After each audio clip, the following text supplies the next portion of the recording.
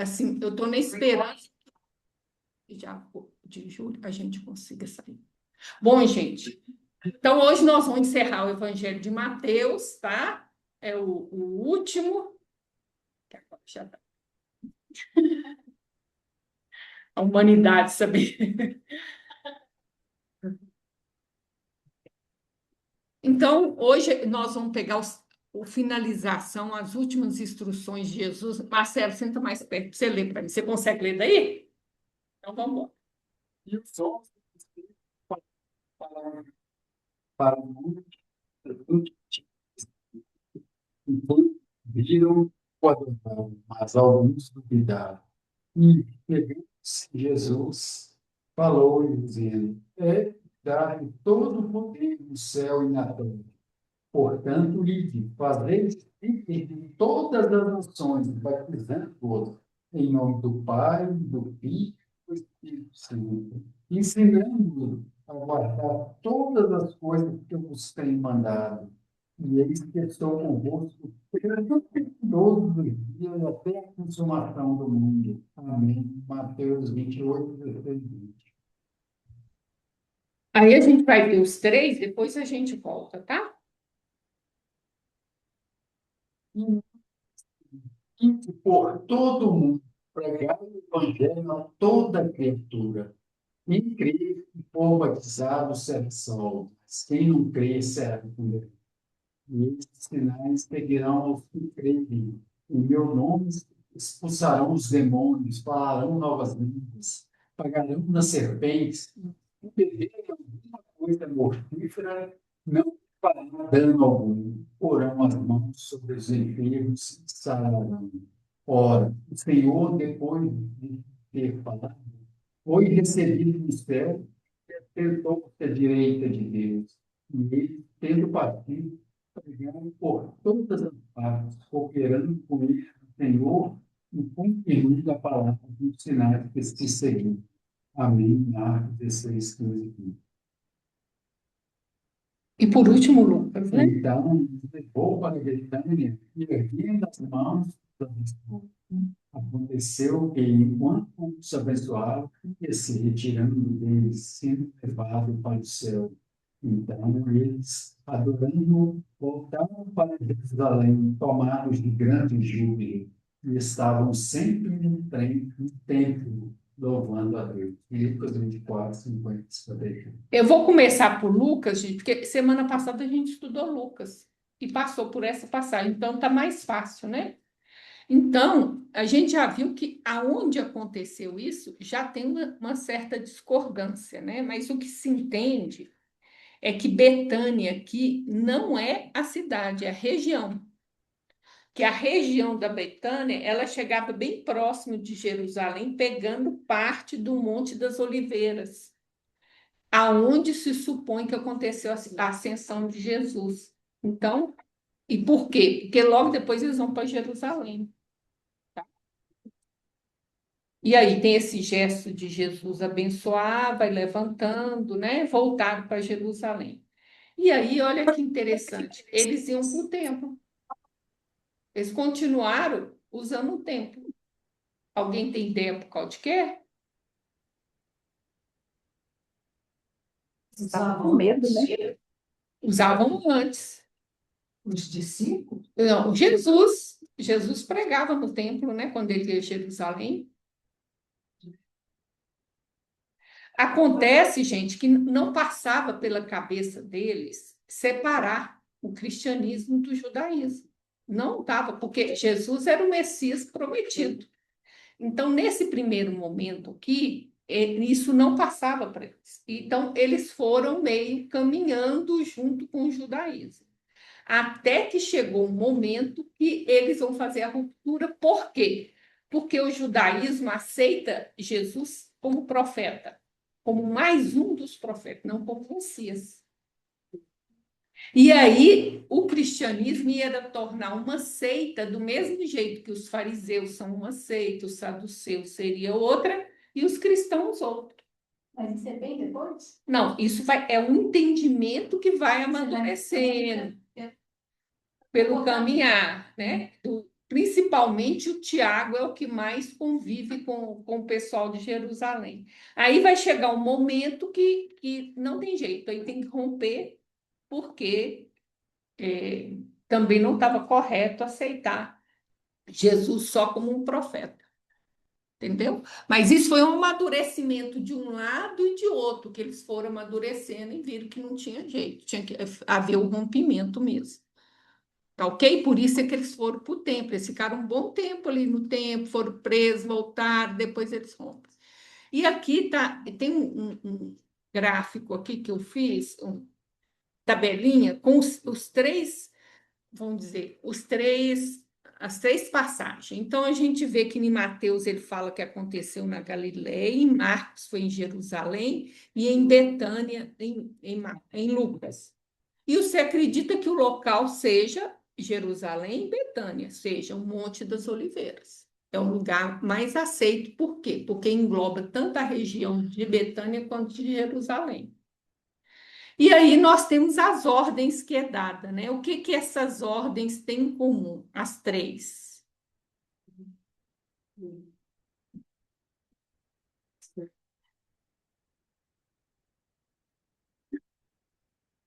Para quem? É isso é que está em comum, a universalidade. Os três falam em todo, pregar o evangelho a todo mundo, a todas as nações, né? A toda criatura, pregar o evangelho, né? Mateus fala em fazer discípulo, vai falar na questão do batismo, que ele acha importante, o ensino, né? E, e Lucas do arrependimento, né? E a remissão de pecados, que a gente viu que tem a ver com a primeira pregação de Jesus, que foi arrependei-vos, é chegado o reino do céu. E aí é interessante, Mateus, que ele vai falar dos sinais da salvação. Então ele vai falar, ó, quem crê e for batizado será salvo, mas quem não Marcos, crê, né? Marcos, desculpa, Júnia. Ô, Júnia, abre sua câmera aí só para mim ver você. Então, menino, tô com um problema com ela. Ela entrou, caiu, não voltou. Ah. É, é isso assim mesmo. Se der certo, depois você abre. Tá Marcos, joia. então, fala isso, né? Que parece uma coisa sectarista, né, gente? Esquisito Jesus ter dito isso, né? Bom, nós vamos ver isso também. E aí, depois, tem uma promessa. Mateus, ele promete que vai estar com a gente até o fim do tempo, consumação do mundo. E aí, em Marcos, ele fala de um monte de coisa que vai acontecer conosco, com aqueles que creem, tá? Que nós vamos ver também. E em Lucas, manda ele ficar lá, né? É ficar na Jerusalém até que do alto seja revestido de poder. Vocês lembram disso? Que poder é esse que eles tiveram? O Pentecoste, que é revestido do Espírito Santo, né? Quando tem, aí eles são revestidos de todo o poder. Bom, então vamos para Mateus agora, vamos lá. E os 11 discípulos partiram para a Galileia, para o monte que reduz e o impediram, abandonou. Os ouvidos duvidaram. E chegando-se Jesus falou, é-me dado todo o poder no céu e na terra. O Deus me manifestei. A pessoa levanta da sepultura, aparece para você, come com você, anda com você, você ainda duvida. Tá vendo como é que o ser humano não é fácil? Tá vendo? Nem se o morto, por isso tem gente que fala assim, nem se o morto me levantar e contar, eu não acredito. É isso. Ainda, ó, olha lá, alguns duvidaram, ainda duvidaram. Olha só, você vê que não é fácil, né? Bom, gente, aí eu queria ver o seguinte, a questão de todo o poder no céu e na terra, não é? É muito poder, né? Então, o que que é que Mateus está falando? Mateus está falando de Daniel. Lê para nós, por favor. Vê se você nós já estudamos essa passagem várias vezes de Daniel, olha para você ver. Estava olhando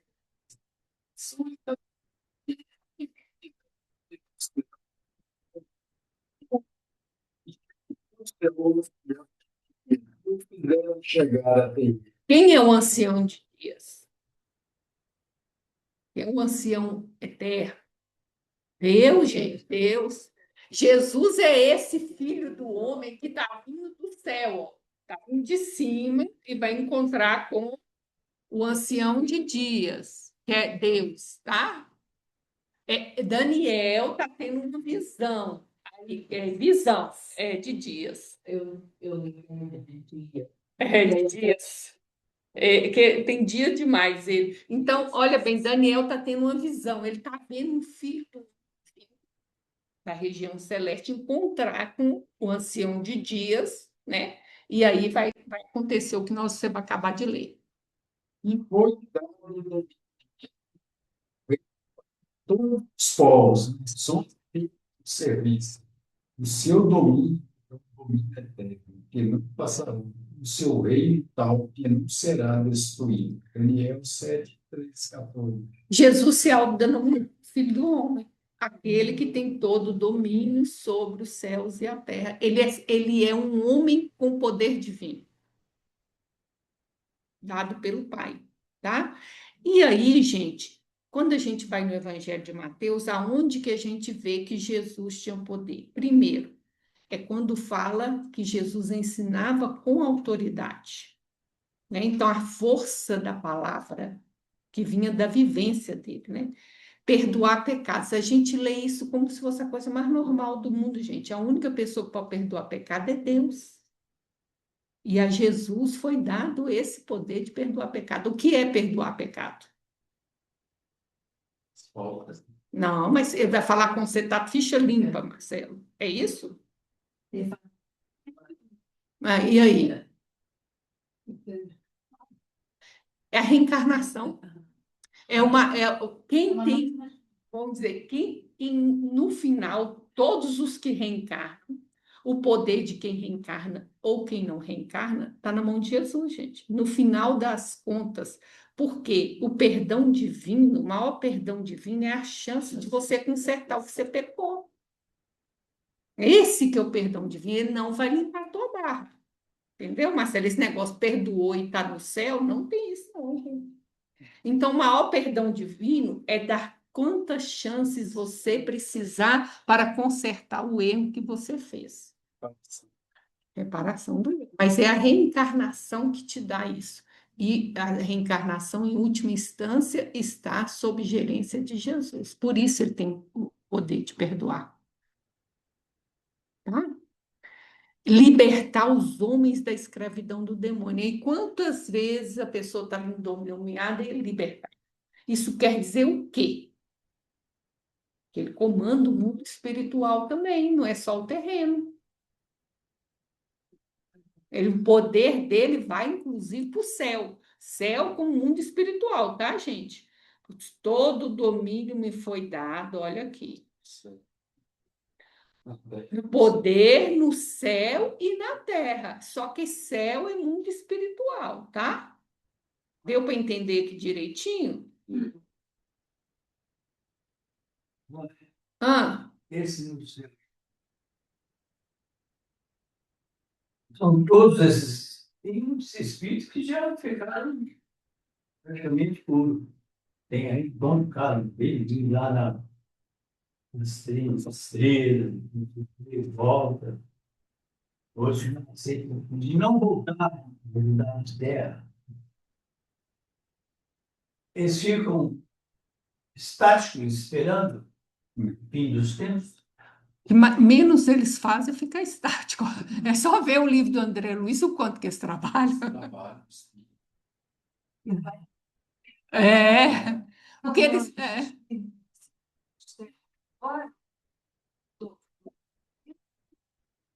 Nós estamos vivendo um fim do ciclo. Mas não é a vinda de Jesus ainda. Porque o que a gente entende é o seguinte: que Jesus vai voltar quando a gente cumprir o dever de casa que ele passou para nós. O que é o dever de casa? É eu fazer o reino dos céus dentro de mim e entre nós. Logo, é quando a terra foi entrar para o mundo celeste. Não é nem mundo feliz, nós vamos para a regeneração, depois mundo feliz, depois mundo celeste. Aí, celeste, quando a gente vai entrando no celeste, é que ele volta para dar novas diretrizes para nós. Então, quer dizer, quanto tempo? Isso aí. Então, vai demorar, gente. Tem o livro do A Caminho da Luz e tem uma palestra do Emmanuel para a Legião de Boa Vontade que ele fala desses ciclos, mas eles não são fechados, é aproximadamente. Depende. Então, tem o fim dos tempos agora, mas vai ter outros fins de tempo, que é o fim de ciclo. Tudo bem? Então, vamos. Assim. E aí, tem mais uma coisa que, assim, não, eu faltei. Vai lá, Marcelo.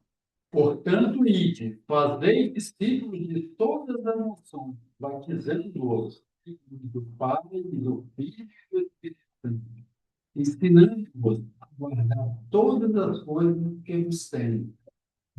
E eis que estou convosco todos os dias, até a consumação do mundo. Amém. Mateus 28, 19, 20. Então, gente, esse aqui é o que a gente chama mandato missionário, ou seja, todo aquele que Jesus envia, primeiro, a característica é o caráter universal, não está restrito a ninguém, tá? Segunda coisa, eles vão ter assistência do Espírito Santo, que é da espiritualidade superior, e do Cristo, e o batismo. Aí o negócio pega. Que batismo que Jesus está falando? Porque ele está falando aqui do batismo. Ó. Batizando-os. Sim, outra coisa que eu queria falar, ele fala Pai, Filho e Espírito Santo, mas ele não está falando da Trindade, não, viu, gente? Porque aqui ninguém nem pensava em Trindade, não. A Trindade vai começar a surgir lá no Concílio de Nicéia, 325, e depois, no outro concílio, que é o da. Ai, como é que é a capital da Turquia, gente? Constantinopla, 480, é que eles vão firmar a Trindade. Aqui ninguém nem pensa nisso, não, tá? Não tem esse pensamento de Trindade, não. Ok? Então, vamos ver que batismo que ele está falando. Porque aqui ninguém está batizando, quer dizer, pode ser que esteja batizado, mas não precisava. Por quê? E é para batizar ou não é para batizar? Não, Jesus está falando aqui, ó, é para batizar. Que batismo que ele está falando? O batismo. Isso, batizar. Exatamente. Perfeito, a Mirth se lembrou. E quem fala isso é João Batista, gente. Então, olha, lá em Romanos 6, a gente viu cada um desses tipos de batismo, tá? Porque, na verdade, são 3 batismos. O que acontece? Nós temos o batismo do arrependimento ou das águas, que é o do João Batista, que, na verdade, esse batismo é você renascer, quando você mergulha na água do líquido amniótico. É o verdadeiro arrependimento, batismo do arrependimento, que a gente entende que é renascer da água. Tá? Mas não é renascer porque eu fui lá e molhei o cabelo e saí e renovei, não. A oportunidade que você tem de renovar é reencarnando. Você mergulha na água do líquido amniótico, nasce e você tem a oportunidade de viver o arrependimento. É o primeiro batismo. O segundo batismo foi esse que a Mirtes falou, o batismo do Espírito Santo ou do fogo, que é o batismo que Jesus veio trazer, que é a gente despertar a imago Dei dentro de nós, e o divino em nós é um fogo purificador. Por isso que é batismo do fogo. E esses 2 batismos nos preparam para o terceiro batismo, que é o que Paulo mais fala, que é o batismo da cruz, que é a vivência do amor renúncia, o amor sacrificial. Mas você só deve viver ele a hora que você simultaneamente está passando por esses 2, pelo menos. Passou por esse, que é o primeiro degrau, já está vivendo esse aqui, senão você não vai dar conta de viver o de baixo. Entendeu? Então, tem que batizar. Vocês estão lembrados disso aqui, dos 3 batismos? Alguma dúvida, gente? Respirou Esse fundo. batismo, só mergulhar na água e pronto. Dos 2, né? No católico não tem. E aí a gente vê também lá no Evangelho que fala assim, ó, João fala, Jesus nunca batizou. Ele via os discípulos batizando e ele deixava, mas ele nunca batizou ninguém. E Paulo também lá vai falar, eu não batizei ninguém, mas eu lembrei que eu batizei fulano e fulano, só, mas ninguém, 2 só, não batizou mais. Entendeu? Vânia, e esse Oi, batismo que o católico faz, quando a é com criança criança, nasce, né? faz o batismo, é o mesmo, tem o mesmo significado, a mesma importância esse batismo? É, Na crise, não, batismo é de criança, depois vem a crisma, porque você já está grande, você pode optar ou não, porque você é neném, É, como é que... é. Aí o que que acontece, Lourdes? O batismo, tanto do católico quanto do protestante, ele é o batismo das águas. É o Hum, batismo do arrependimento. Para nós, o batismo da água, que é o batismo do João Batista, que é o arrependimento e mergulha na água, isso é um símbolo para nós da reencarnação. É isso que a hum, gente entende. Por isso que no Espiritismo a gente não batiza. uhum, Porque a gente hum. entende que isso é simbólico. Você mergulhar na água, você não vai arrepender e nem vai sair de lá renovado nada, se sua mente não Não, isso que eu também acho que mas não. eles também pensam isso, tá, gente? Que Uhum, você tem que mergulhar na água, morrer o homem velho e sair da água um homem novo. A proposta é é, essa. Se consegue ou não, não sei, mas a proposta é essa, né? é. E a circuncisão? A circuncisão já é outra coisa. É uma aliança do povo judeu com Deus. E foi Deus que deu esse sinal de aliança, tá? É para Abraão que deu. O todo hebreu tem que bater, tem que fazer a circuncisão. É uma aliança eterna, não tem nada a ver com a gente. Não, tem nada a ver com a gente. Aí, isso foi uma aliança que Deus fez com Abraão, formando o povo judeu. É uma aliança eterna entre eles, tá? É eterna. Vamos lá, Marcelo. e disse-lhes: Ide por todo o mundo, pregai o evangelho a toda criatura. Quem crer e for batizado será salvo, mas quem não crer será condenado. E estes sinais seguirão aos que crerem. Em meu nome expulsarão os demônios, falarão novas línguas, pegarão nas serpentes, e se beberem alguma coisa mortífera, não lhes fará dano algum. E porão as mãos sobre os enfermos e sararão. Ora, o Senhor, depois de lhes ter falado, foi recebido do céu e assentou-se à direita de Deus. E eles, tendo partido, pregaram por todas as partes, cooperando com eles o Senhor e confirmando a palavra com sinais que se seguiam. Amém. Marcos 16, 15, 20. Então, gente, olha bem, nós vamos ter que entender esses sinais aqui. Dizer que todo mundo que crê tem que fazer esse sinal aqui. Nós vamos ver se vocês estão fazendo isso aqui, tá? Mas primeiro eu queria ver o seguinte: ó, que o Senhor, tá, depois de ter falado, foi recebido no céu e assentou à direita de Deus, ou seja, ele é corregente com Deus. É o que a gente chama de governador naquele tempo, né? O rei do mundo aqui, Deus é o rei do universo. Teve uma pessoa que deu o testemunho disso, que viu isso, e deu o testemunho. Eu vi, tô vendo Jesus do lado direito de Deus. Estava morrendo,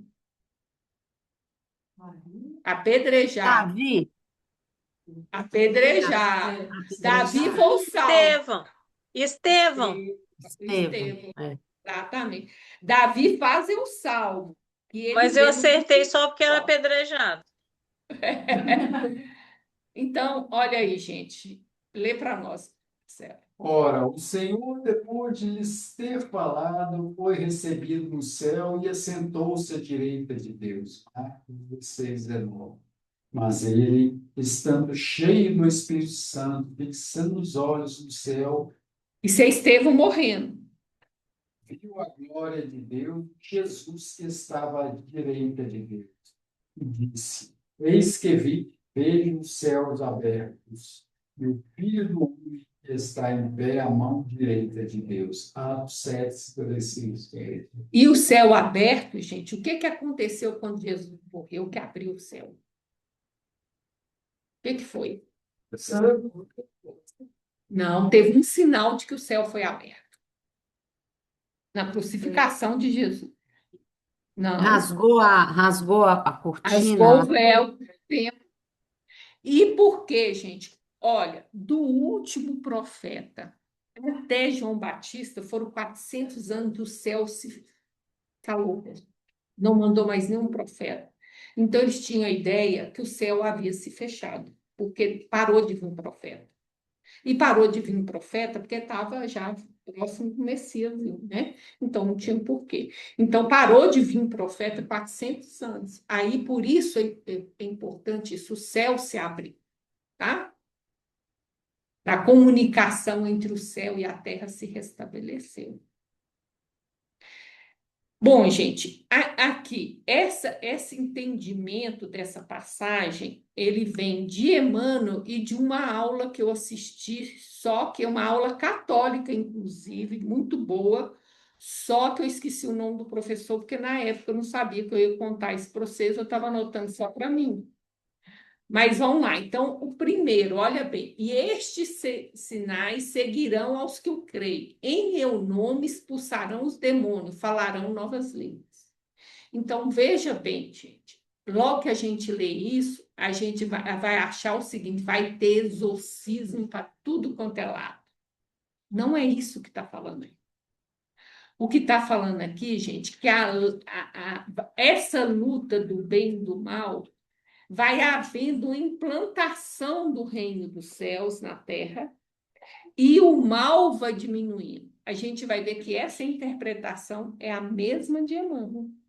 Porque veja bem, aonde que Jesus expulsar os demônios?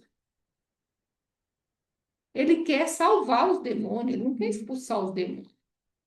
Concorda? Esse negócio de que eu estou possuído e o possuído é a vítima e o demônio é o mal, a gente não tem essa visão no Espiritismo, não.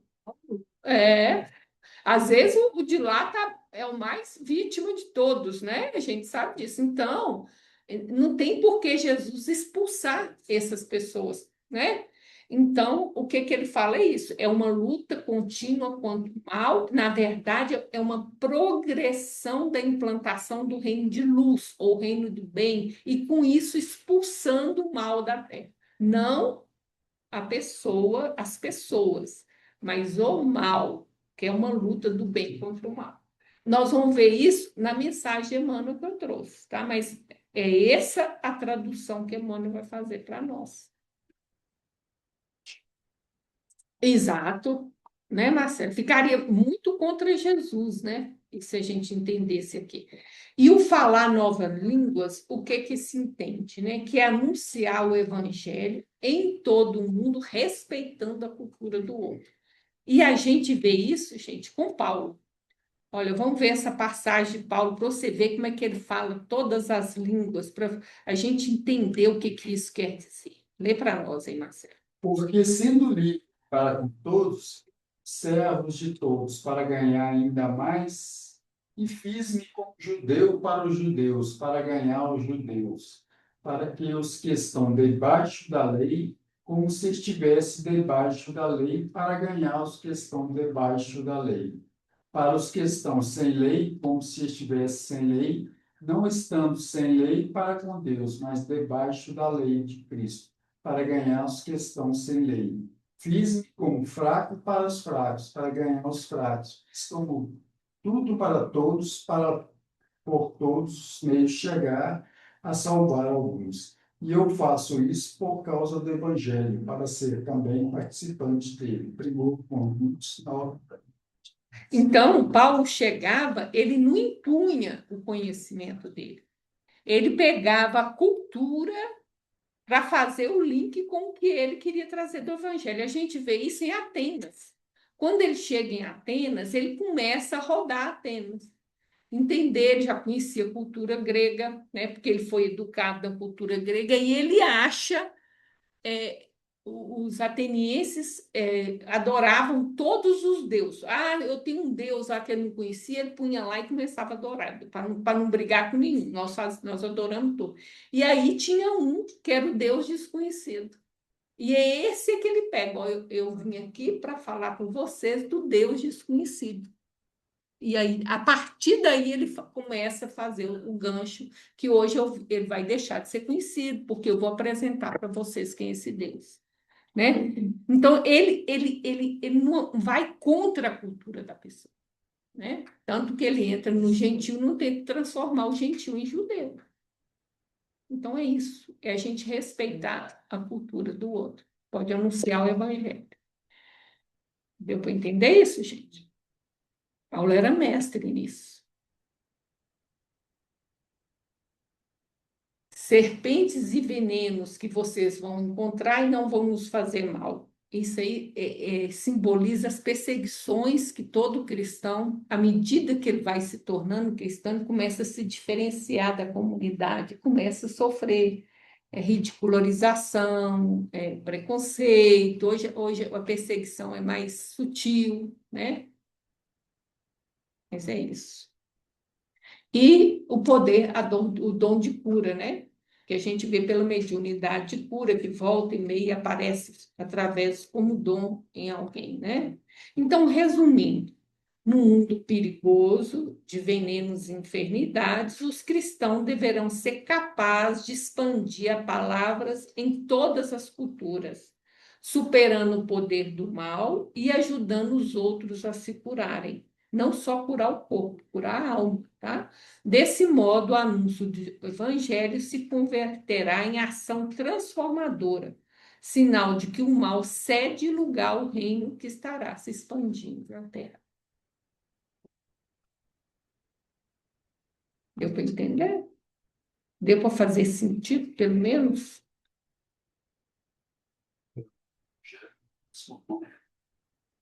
Pouco a pouco, exatamente, exatamente. Né? E aí, então, vamos ver então, a mensagem dele. O 174, Espiritismo na Terra. E estes sinais seguirão os que crerem em meu nome e expulsarão os demônios, falarão novas línguas. Jesus, Marcos, capítulo 16, versículo 17. Permanecem as manifestações da vida espiritual em todos os fundamentos da revelação divina, nos mais variados círculos da fé. Espiritismo em si, portanto, deixa de ser novidade dos tempos que correm, para figurar na raiz de todas as escolas religiosas. Olha que afirmação, hein? Então, ele fala, gente, olha para você ver que a manifestação da vida espiritual não acontece só dentro do espiritismo, não. Ele está falando que acontece em todas as escolas espirituais. Então, ele vai dar os exemplos dele. Vamos lá. Moisés estabelece contato com o plano espiritual no Sinai. Jesus é visto pelo discípulo Tabor, ladeado por mortos ilustres. O colégio apostólico relaciona-se com o espírito do mestre após a morte dele e consolida-o no cristianismo redentor. Os mártires dos círculos abandonam a carne flagelada, contemplando visões sublimes. Maomé inicia a tarefa religiosa, ouvindo um mensageiro invisível. Que vai formar os muçulmanos. Maomé é esse, tá? 400 anos depois de Jesus. Maomé começou assim. Depois ele vai contrariar esse anjo, mas ele começa seguindo um anjo mesmo, tá, gente? Ele vai usar a força porque ele vai querer o poder humano, tá? Aí ele começa a matação e impor a doutrina dele trabalhista. Pai é detur. Começa, né, Birtz? Aí a sede do poder tomou, né? Francisco de Assis pertence ao estágio do céu que o exaltam, renovação da igreja. Católico. E ele teve a visãozinha, constrói a minha igreja. Aí ele acha que a igrejinha destruída que ele está orando lá, aí vai reformar a igrejinha. Lá no meio do mato tem uma igrejinha que pegou fogo, ele acha que é para reformar aquela igrejinha. Por isso que eu falo que é missionário, não sabe que é missionário. Depois ele vai entender. Lutero está presente em ser Protestante. Teresa d'Ávila recebe a visita de amigos desencarnados e chega a inspecionar regiões purgatoriais através do fenômeno mediúnico do desdobramento. Teresa era escancarada, gente. Teresa de Ávila, católica. Nossa Senhora. Essa mulher nasceu, gente, na pior Inquisição que existia, espanhola, no auge da Inquisição espanhola. Ela, exatamente, olha onde ela nasceu. E ela tinha êxtase e tomava ela em público, tá? E ela foi denunciada à Inquisição. E os livros que ela escreveu foi para se defender da Inquisição, senão a gente não sabia dos êxtases dela.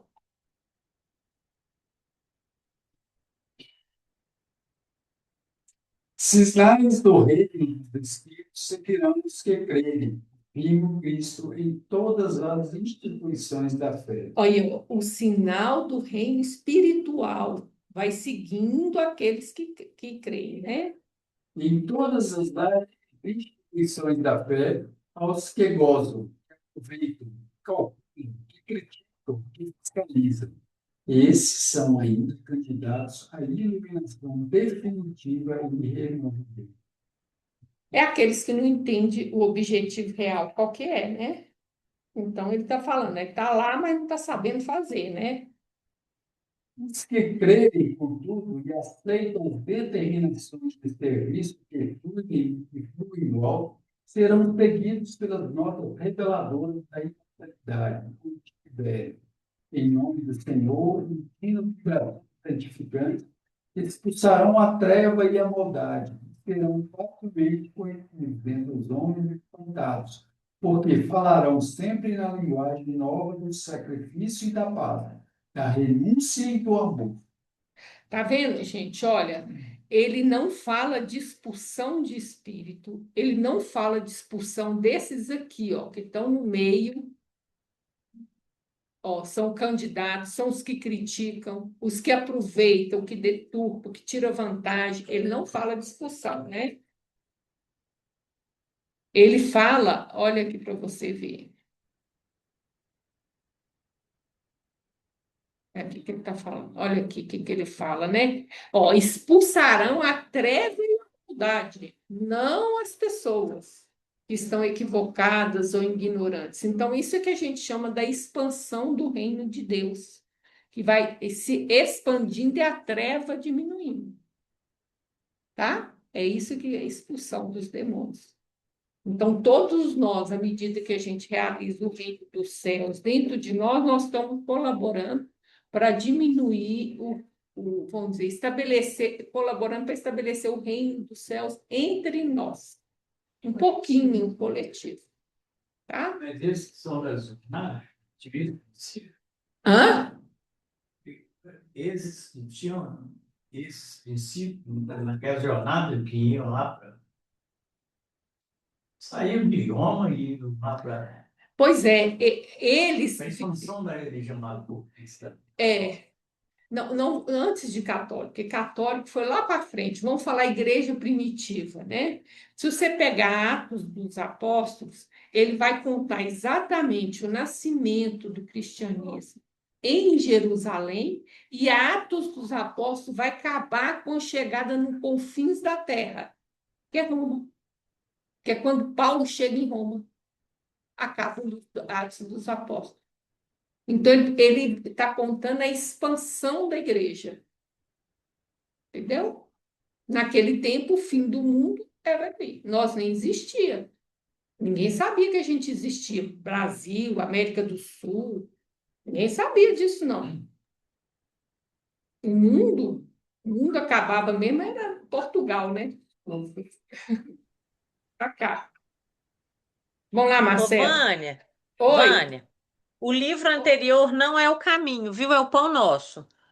eu errei o caminho?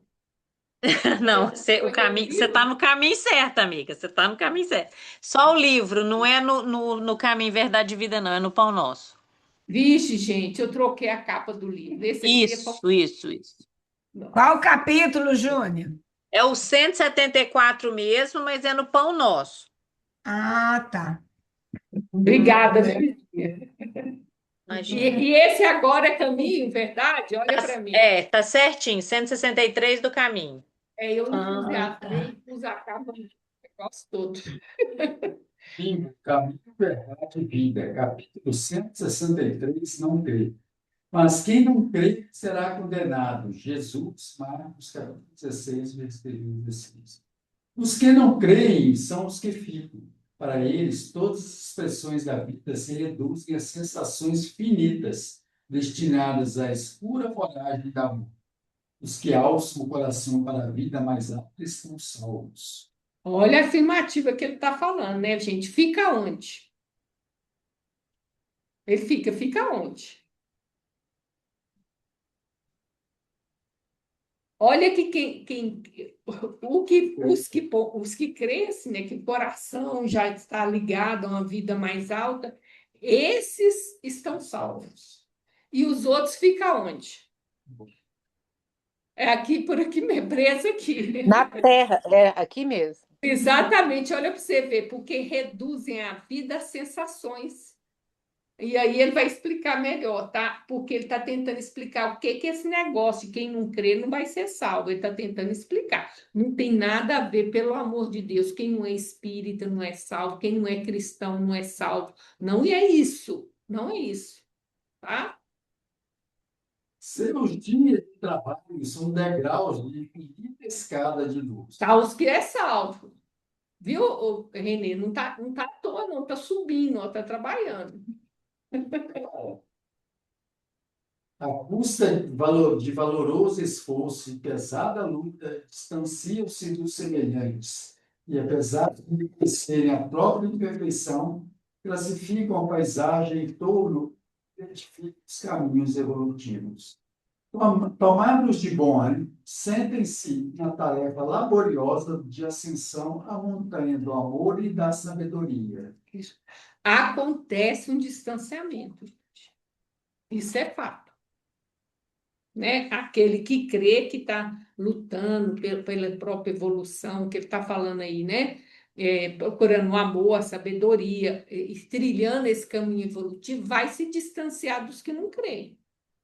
Não tem como, existe uma distância, começa a surgir uma distância evolutiva.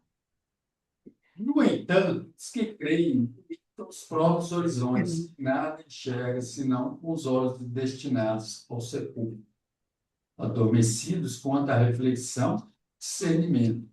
Afirmou Jesus que eles se encontram condenados. Mas não falou condenado eterno. Cuidado. Né? Então, para eles, a vida acaba com a morte. Então, todos os interesses dele estão ligados nessa vida. E o outro está alçando, então está havendo um distanciamento. É isso que ele está falando. À primeira vista, semelhante declaração parece em desacordo com a magnanimidade do Mestre. Condenados, aquele e por quem? A justiça de Deus conjuga-se à misericórdia. E o inferno sem fim é imagem dogmática. Não existe isso.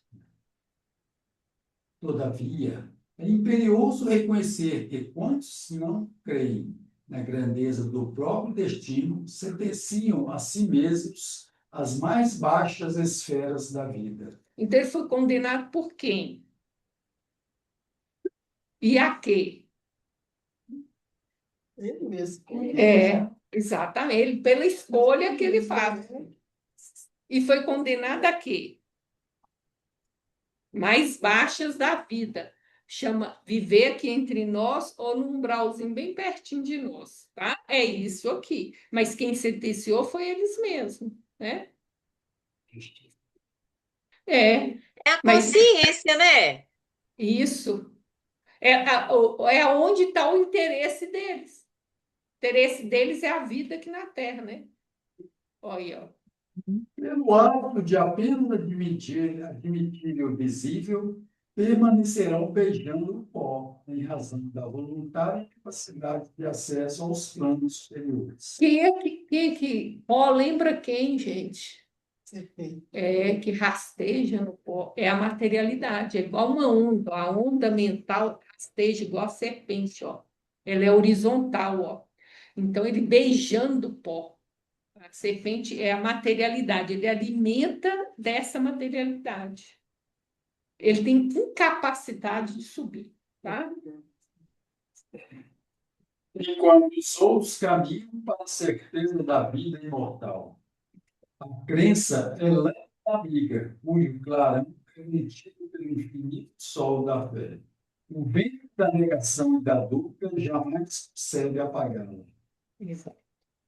Então, vocês já estão entendendo, então, gente, que a questão aqui é que a fé é que clareia o caminho, dá força para o espírito, né? Ter, né?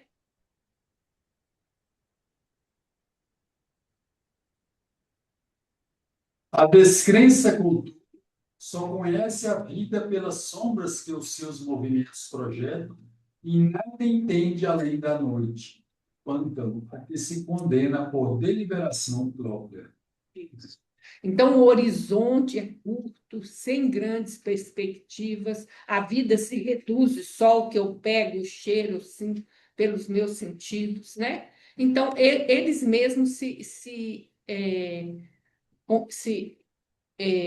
vamos dizer assim, se condenam a isso. Ok, gente? Aí a gente termina o evangelho, tá? Uhum. Nós vamos ver Marcos somente o que não existe em Mateus. Mas antes disso, para fechar Marcos 28, 16 a 20. E aí, gente, eu queria trazer isso aqui para vocês, para a gente poder fechar Mateus, tá?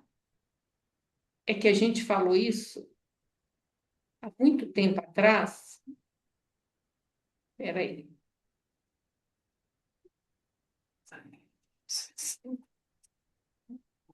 28, 16 a 20.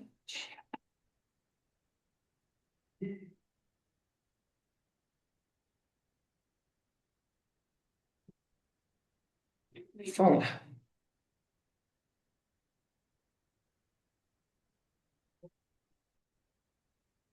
Então, olha bem. Quando a gente começou a estudar Mateus, a gente viu que o Evangelho de Mateus ele tem 5 sermões, tá? E a gente foi estudando cada um deles. Então, primeiro, tem o Sermão da Montanha, que vai do capítulo 5 a 7. Depois vem o Sermão da Missão, que é o capítulo 10. Depois a Parábola do Reino, que é o capítulo 13. O discurso sobre a comunidade, que é o capítulo 18. E o discurso escatológico, ou do fim dos tempos, ou sermão profético, que é chamado. Então, são 5 discursos, por quê? Porque a Torá são 5 livros.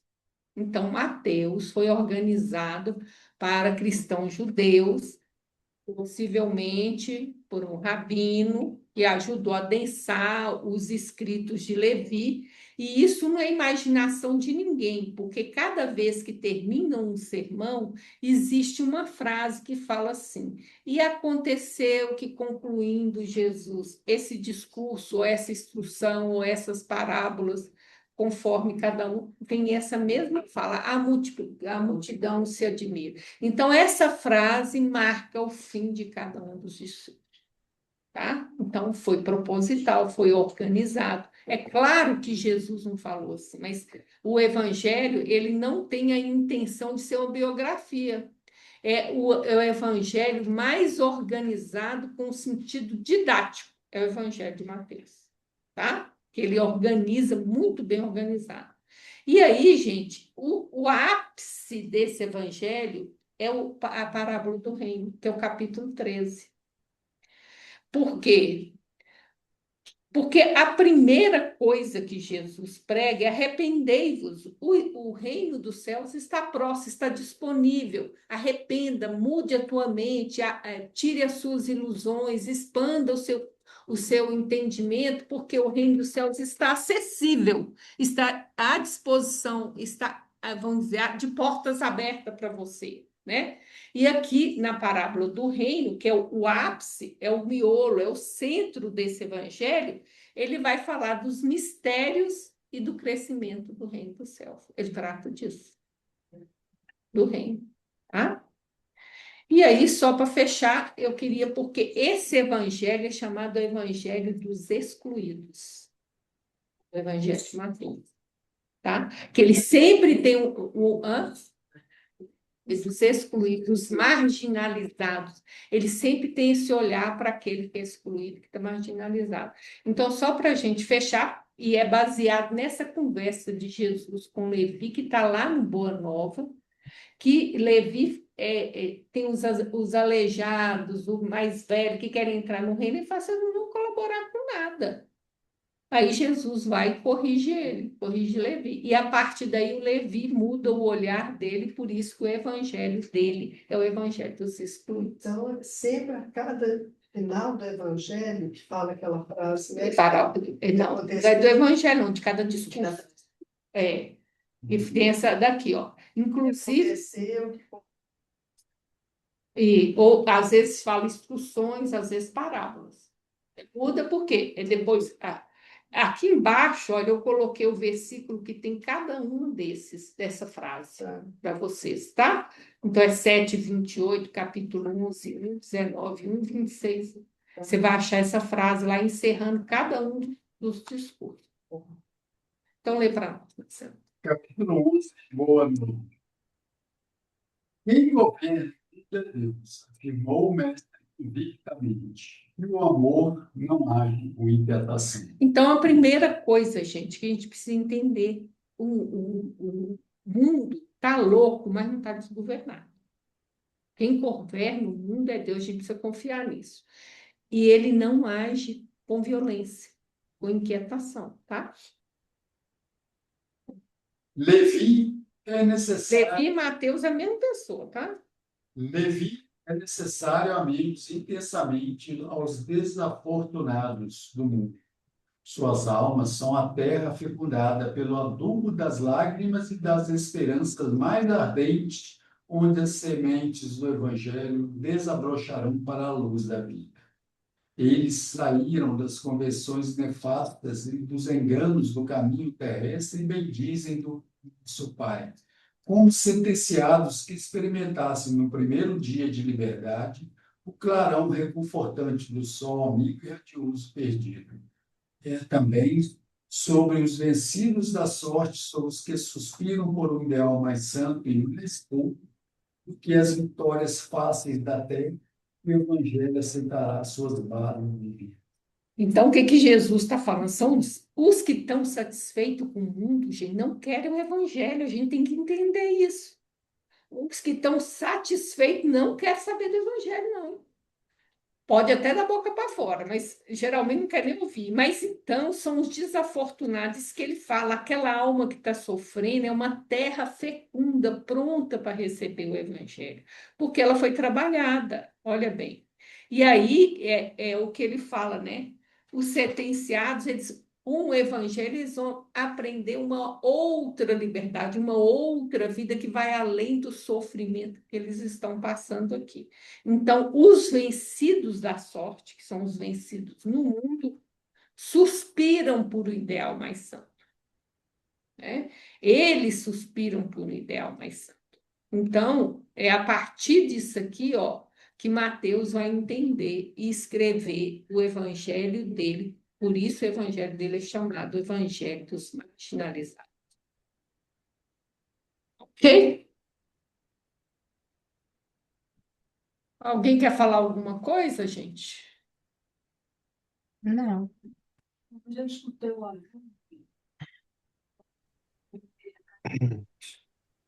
Era do momento